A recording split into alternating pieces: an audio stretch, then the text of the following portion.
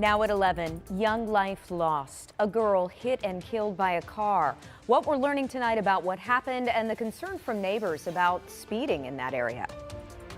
And temperatures expected to get into the 60s for tomorrow, but we're going to go even warmer through the week. We'll talk about the warm up that's on the way.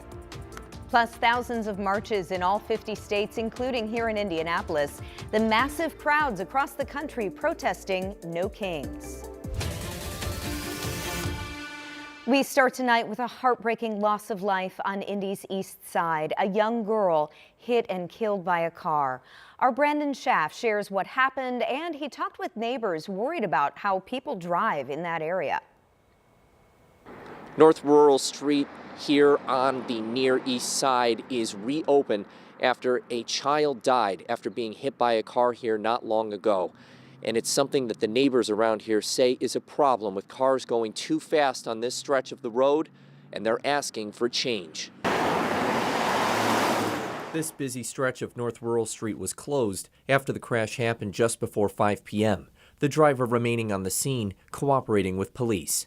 Medics took the girl to the hospital in critical condition, where she died. Michaela Gray lives nearby and says it's sad, but not surprising this happened. We have a lot of kids that play in this neighborhood, and people kind of just zoom through like it's nothing. They come through that light and they fly through to that light, and vice versa.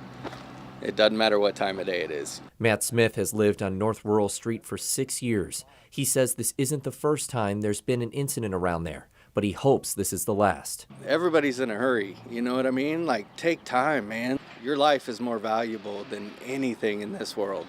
Smith called for speed bumps to slow drivers down. According to Safe Streets Indy data, there were 94 incidents in the last couple of years within a mile radius of this crash, including 3 deaths.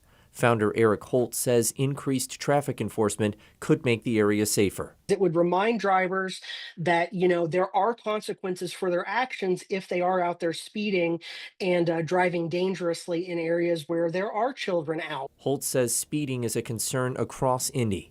At the scene of this tragic, deadly crash, a reminder of the life that was cut short. Prayers for that little girl's family, and I just hope that people take this as a sign to just slow the hell down. On Indy's near east side, Brandon Schaff, 13 News. Again, IMPD still investigating what led up to this crash. Detectives don't believe alcohol was a factor. And again, that driver is said to be cooperating with police. New tonight, a deadly shooting on the northeast side near an apartment complex playground. Police describe the victim as a young male. Now we'll show you the scene where officers found him shot. IMPD tells us this happened just after 7 o'clock near Chateau de Ville Apartments. That's near 56th and Binford. Police did not share the victim's age, but he was taken to Riley Hospital for Children in critical condition, where he later died. IMPD again emphasizing to parents, know where your kids are and what they're doing. Starts first with our parents or guardians. Make sure you have an open dialogue with your children. Know where they're at all times. Know who they're with at all times. Make sure you have that discussion with them and set boundaries. Make sure they're in at an appropriate hour. Make sure you have conversations with the caretakers and guardians and parents of the individuals they're with. Officers believe this was a targeted shooting. They're asking anyone with information to reach out to IMPD or Crime Stoppers. Now to the crowds of people gathering today in cities all across the country for No Kings protests that included thousands of Hoosiers at a protest downtown. We saw chanting, marching, signs on the State House lawn, people protesting the Trump administration's policies. They're calling for accountability and pushing back against what they call threats to democracy. Some told us this is about making sure everyone has the freedom to voice their opinion.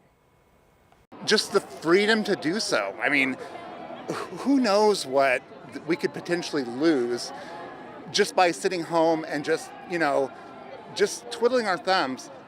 Come out here and just march and support what everyone is doing here. This was one of thousands of protests across the country today. Still ahead tonight, we'll take a look at some of the other demonstrations around the United States. All right, 11:04, and after just a beautiful sunny Saturday. It was a little bit crisp in the air, but it was still nice. So now a little bit of a warm up for Sunday. Yeah, I do think we're going to be able to cool down into the 30s overnight tonight. Ooh, so it is going to be a bit chilly in the morning. Yeah. But we'll get a bit warmer tomorrow than where we were today. So today we made it into the 40s. I think 50s for some of you. I think tomorrow we'll go into the 60s. But look where we are currently. We've got a mix of 30s and 40s. And the reason why is all those beautiful clear skies that we had earlier in the day. Now that we've lost that sunshine, the temperatures are dropping pretty quickly, and they're likely going to get around to the mid-30s or so. Some of you are already there. Look at the 32 showing up in Richmond. But the one thing that may actually stop our temperatures from dropping even more, or maybe even warm them up a little bit, is a bit of cloud cover that's trying to roll in from the north and west. Not much, but maybe just enough to put a lid on that cooling process and keep our temperatures from getting much colder than that. After that, we are expecting the temperatures to warm up tomorrow, likely getting into the low to mid 60s. 36 with mostly clear skies. This is going to be one of those nights where not everyone is going to see this number. There could be maybe 5 degrees either side of that, depending on how much cloud cover, where you're located, and we have calm winds and relatively clear skies for the early part of the morning, for the overnight, I should say. So I think we're going to see a lot of variability. But then very quickly, temperatures will warm up. We'll do 60s for the daytime high temperature. You're not going to see as much sunshine as you did earlier in the day today. I do think you'll see some sunshine, but it's going to be filtered in with some of those high thin clouds. We've got 70s in the 7-day. I'll show you when coming up. All right, Rob, thanks so much. All right, well, unfortunately, a tough loss tonight for the Boilermakers. Their March Madness journey is now over, losing to Arizona just a minute ago in San Jose.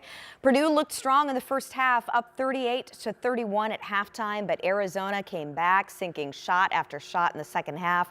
Final score tonight, 79-64. The Purdue Boilermakers now headed back home to West Lafayette.